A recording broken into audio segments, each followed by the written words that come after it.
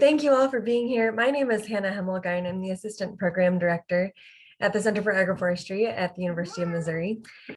First, today we'll hear from Co-Superintendents of Land of the Osages Research Center, Dr. Sarah Lovell and Dr. Dusty Walter. They've put together, with the film production expertise of Cheryl Recker, a very short farm tour video, and we'll have a few minutes for a Q&A with them right after this. Well, welcome to the Land of the Osages Research Center. We'd like to begin with a land acknowledgement, a statement that recognizes and honors Indigenous peoples as traditional stewards of the land. The Ozark region has an important history prior to European colonization. As early as 12,000 BC, this land was used for hunting and camping by early Paleolithic people. More recently, the Osage and other Degian-Siouan-speaking tribes migrated across the Midwest to inhabit the land that is now known as Missouri. They remained here as sovereign peoples for 1,300 years until forced land cessions in the early 1800s. The landscapes of this region hold this legacy in trails, hunting camps, sacred burial grounds, and the plant communities that persist from generations of stewardship. Tribal communities are surviving now in spite of the impacts of ongoing colonialism. With gratitude to the Native elders, both past and present, we embrace this opportunity for connection. Hello, my name is Dusty Walter.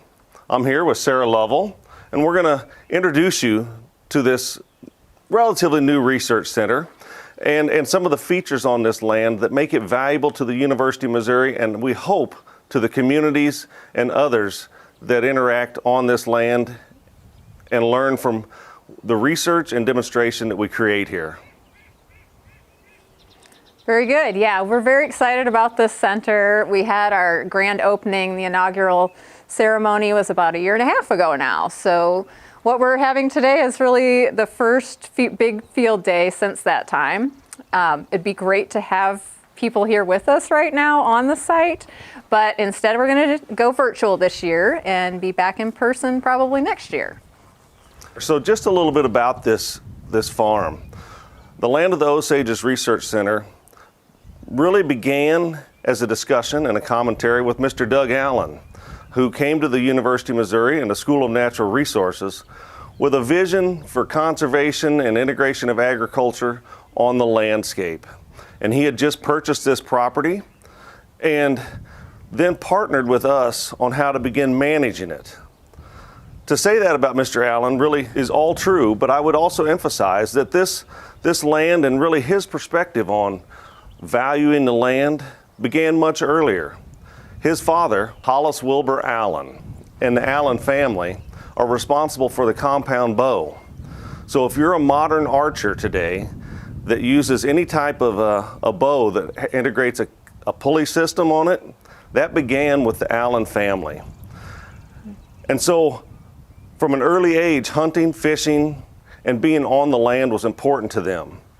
When Mr. Allen came to us on this property, we initially started looking at quail populations and managing grasses. So we converted the cool season grasses all over to warm season grasses and forbs in an effort to be more wildlife friendly. As our relationship developed with Mr. Allen, the question really became how to produce or create a productive small farm. And so from that moment on, agroforestry came to the top of our conversation. It afforded a way to integrate non-traditional or I guess some would say traditional really, but a way to integrate agriculture on a landscape that was also emphasized stewardship of the resources from the soil to the air to the water. And so sometime in the late 2006, 2009, Mr. Allen created a memorandum of understanding with the university that when he passed away, this land and an endowment would support those concepts. In 2017, Mr. Allen did pass away, and thus we're here today on this property. It is very young in its development, but we hope you enjoy what you see today and recognize the value of agroforestry to the small farm producer. Yeah, one other thing about Doug Allen was that he had a really strong interest in the cultural heritage of the site. And he recognized that there are indigenous cultures here and that the Osage tribe was one of those communities that stewarded this land. And so he asked that this site be named for the Osage, and we worked with the Osage Nation to determine what the best name for the site would be, and that's how we came up with Land of the Osages Research Center. We've been continuing to partner with the Osage members on a number of different aspects, looking at opportunities to integrate kind of that cultural heritage with some of the contemporary issues that we're dealing with today in agriculture and food systems, and also to think about educational opportunities. So we're really excited to be here today and explore some of the future opportunities. Again, it's such a young site. We haven't started a lot of the research yet, but we'll be looking at where we're going to be going and the future opportunities for research and demonstration and other aspects that are consistent with the university mission.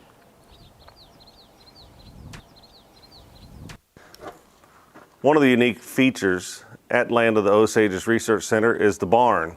We don't know the exact date the barn was built, but it's constructed with peg and beam construction. It's been here a long time. It also has been modified over time. So you have an original structure with some that's been added. But it provides a unique dimension to the farm and a nice focal point for us to meet and host workshops down here.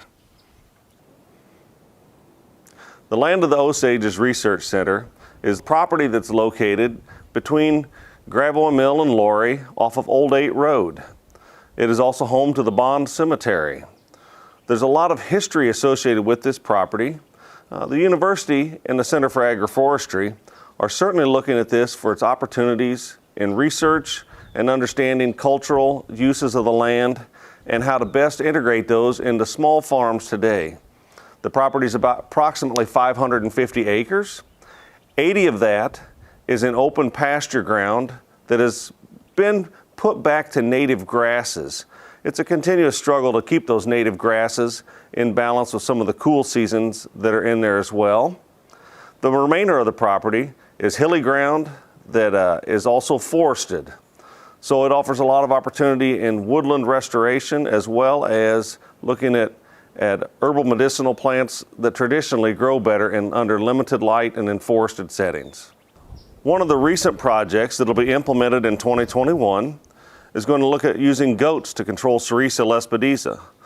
Sericea is a warm season legume, so in the process of managing our warm season grasses, it also tends to stimulate the Sericea, and that Sericea becomes somewhat invasive. However, if you're a goat, it's an excellent forage. The tannins and the content of that plant help as a natural dewormer and an internal parasite control for the goats. So that study will start down here in 2021. So, anybody know the herbal medicinal properties of mullein? My point in that question is just simply that when we talk about this farm and the history of plants, if you will, both from an indigenous perspective, but also from, say, Ozark traditions, if you will, that this farm will be exploring many of those and looking at sustainable management and including harvest and opportunities there for people to both utilize those at home, but also in a marketplace environment. What we're looking at in front of us is an alley cropping configuration. The nature of an alley cropping configuration is really one where trees are planted in rows and a wide alley is created between your rows of trees. That allows you to crop between there. And the crop is really dependent on the landowner, what their interests are. It could be everything from horticultural crops to corn, soybean type of crop. But of course, the closer your tree rows get, the more light becomes limiting.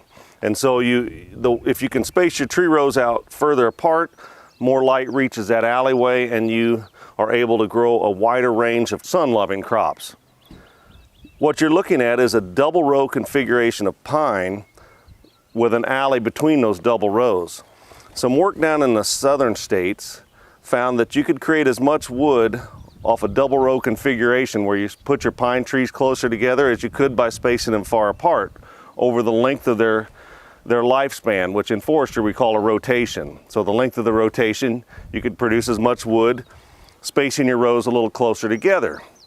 In agroforestry, what does this allow us to do, and why have we put in this alley cropping with a tight double row configuration of pine? The future vision for this is to create a shaded alleyway between the pine where we can grow shade-loving crops. So anything like ginseng or golden seal, even some berry crops might be grown between the pine trees. Because they're pine trees, the needles will also create more of an acidic environment in the soil, so that may also facilitate and direct you to a type of plant that you could grow there. Yeah. The alley cropping configuration is very adaptable. And so, for instance, on a different private property, a landowner has chosen to implement alley cropping. Here's how they adapted that and applied it on their landscape and what they're producing in that integrated system. This is the Stofers farm in Napton, Missouri, and they are harvesting spring wheat in their chestnut tree planting. Thank you for joining us on this virtual tour of Land of the Osages Research Center. This is just the way it needs to be in 2021, but in the future we look forward to having you on site with us to experience the land and the science that we have to demonstrate for you here at Land of the Osages Research Center. In the meantime, there are great opportunities to learn more about the site and about agroforestry. You can follow the Mizzou Agroforestry YouTube channel and also check in with the University of Missouri website. So please be back to join us in the future. We look forward to seeing you soon.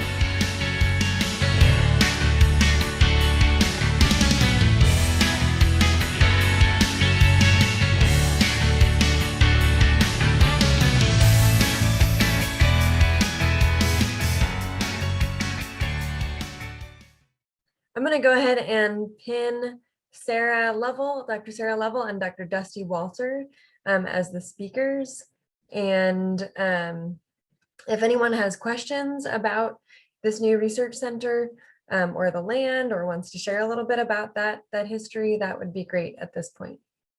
We can just give you a real quick update on something exciting that's going on this week and last week is that they're conducting an archaeological survey on a portion of Land of the Osages Research Center. And so looking for any artifacts that would connect with any of its previous history on the site. And that's important to do before we start any of the research down there. So this will be an opportunity to learn more about that past history and what remains on the site today.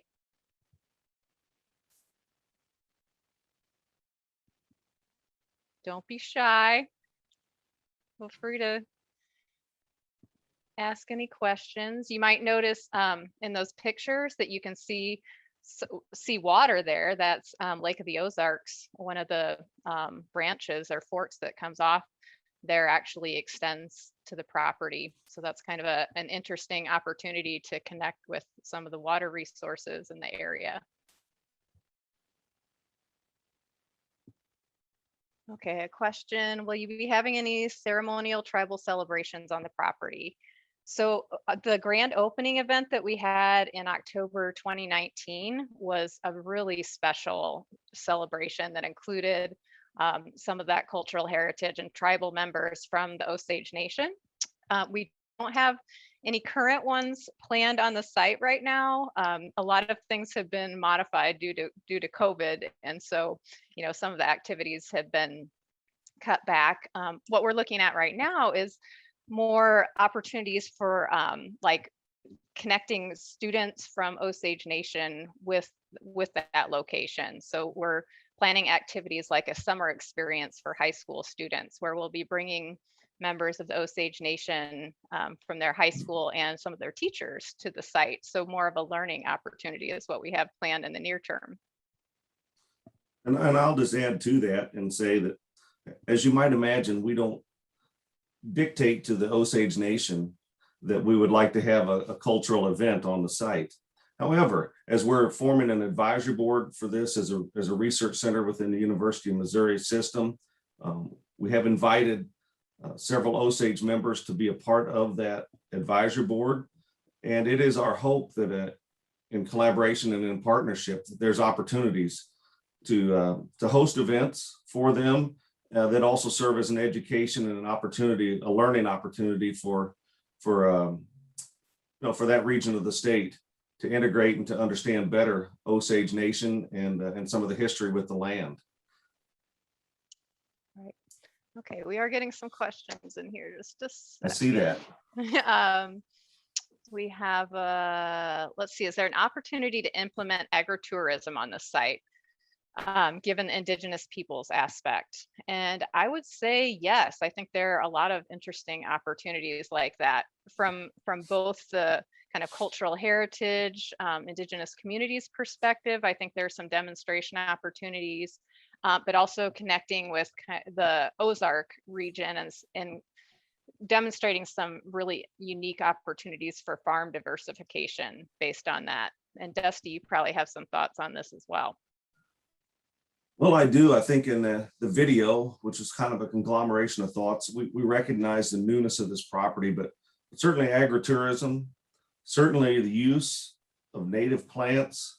And I say that with just a touch of caution, because there's always a sensitivity around the use of native plants that, some are very conscientious about how those native plants are used. And other times people are very abusive in the harvesting practices and of plants that have an economic opportunity associated with them.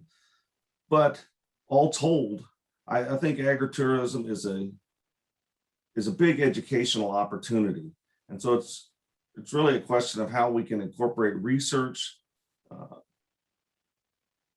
recognize the sensitivity of some research that can't have people on it on a regular basis, but also interface with the local community there.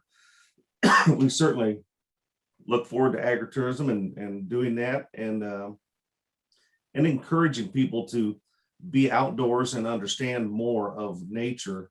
I think these are all things that are pretty powerful in our mental health arena right now. And so certainly we want to incorporate that. Yeah, and Nadia asks, I'd love to learn more about the inventory of native plants existing on the property. Has it been done? I think Dusty, you can say more about this, about what was done in the past. I think there were a few inventories done of certain areas, but not a comprehensive investigation. Not really very comprehensive. And I think, Nadia, we would love to talk more with you if you have someone that we could contract with, or you would like to do that. I think a comprehensive site survey recognizing native plants and just the resource as a resource on the farm, we would love to do that. Yeah, definitely. I agree. There's a question about what kind of timer research do they do? I don't know if that was a typo. I'm not sure what that relates to. If somebody can clarify that one for me.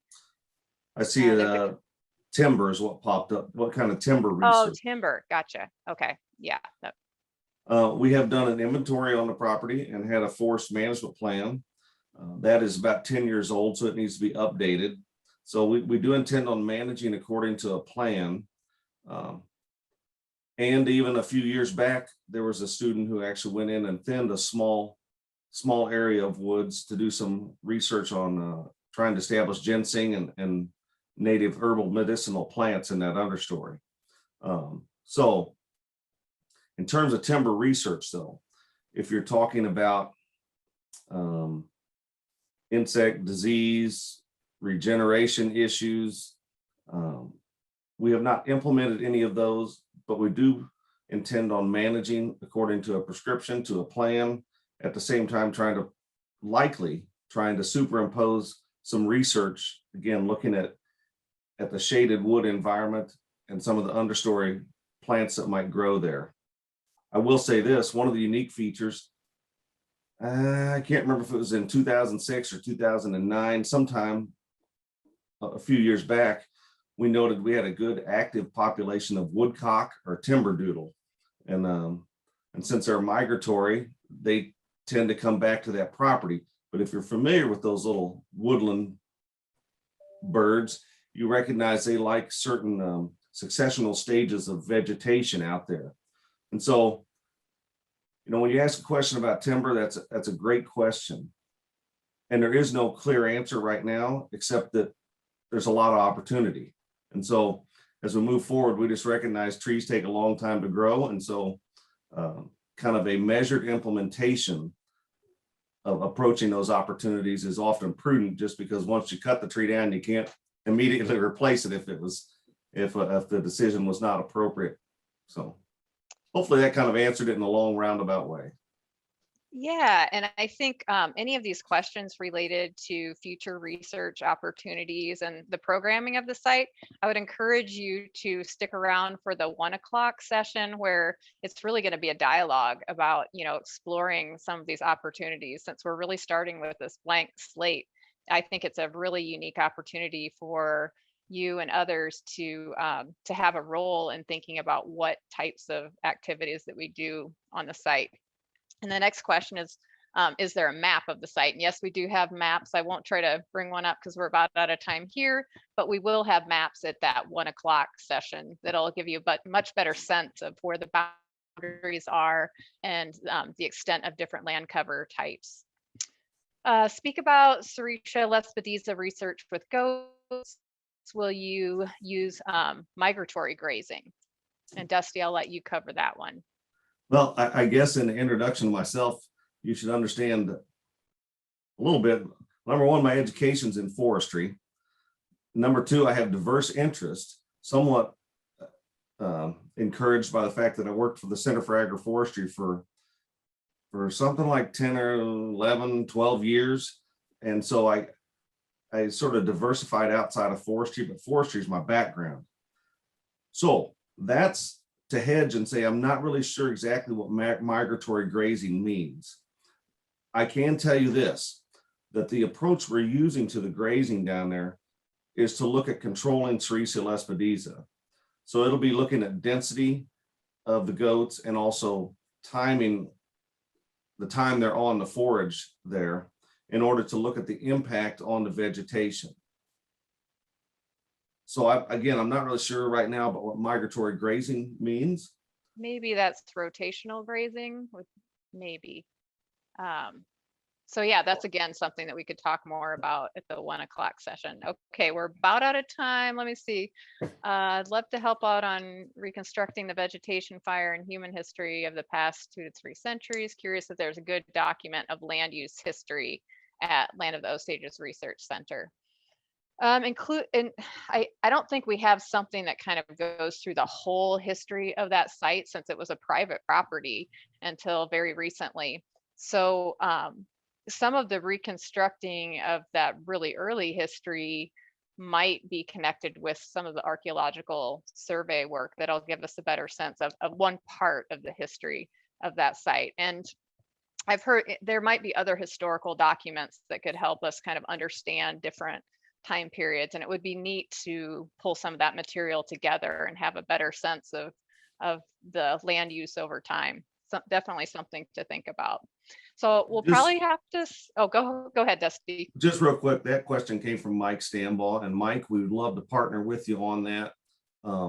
Mike has the tree ring laboratory and does a lot of research on fires and on the impact of fire, and using tree rings to document everything from climate to fire regimes and periodicity. So Mike, we'd love to partner, I think. Now, Sarah, would we love to partner? Yes, of course, we'd love to Okay, partner. I should have asked the co-superintendent before I just jumped out there. But yeah, I think any type of partnering with that, or Nadia with you on the natives, we would welcome and look forward to learning more about plant communities as well as history of use on that property. So.